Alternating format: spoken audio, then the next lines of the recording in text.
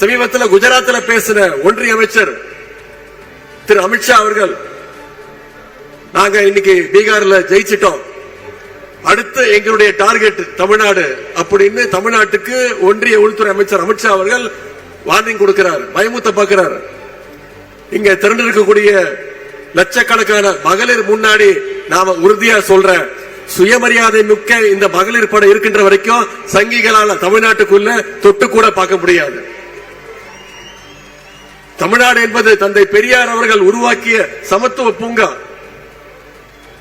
இங்கே அமைதியும் சகோதரத்துவமும் மத நல்லிணக்கமும் தான் என்னைக்கும் நினைச்சு நிற்கும். இந்த அமைதி பூங்காவுக்குள்ள அத்துமீறி நுழையணும்னா பாசிச சங்கில் நினைச்சாங்கன்னா அவங்களை எப்படி விரட்டி அடிக்கணும்ன்ற அந்த ட்ரிக் நம்முடைய தலைவர் அவர்களுக்கு தெரியும். தமிழ்நாட்டுடைய அமைதியை சீர்குலைக்க ஒருபோதும் நாம் அனுமதிக்க மாட்டோம். பாசிச சக்திகளுக்கு சலாம் போட்டு தமிழ்நாட்டுடைய கதவுகளை திறந்துவிட நாம ஒன்னும் அதிமுக கிடையாது. அண்ணா உருவாக்குற திராவிட முன்னேற்ற கழகம், கலைஞர் வளர்த்தெடுத்த திராவிட முன்னேற்ற கழகம், தலைவர் அவர்களால் வழிநடத்தப்படுகின்ற திராவிட முன்னேற்ற கழகம். ஆகவே பாசிஸ்டுடைய பாட்சா என்னைக்கும் தமிழ்நாட்டில் பலிக்கவே பலிக்காது. உடன்பிறப்புகள் விடமாட்டாங்க.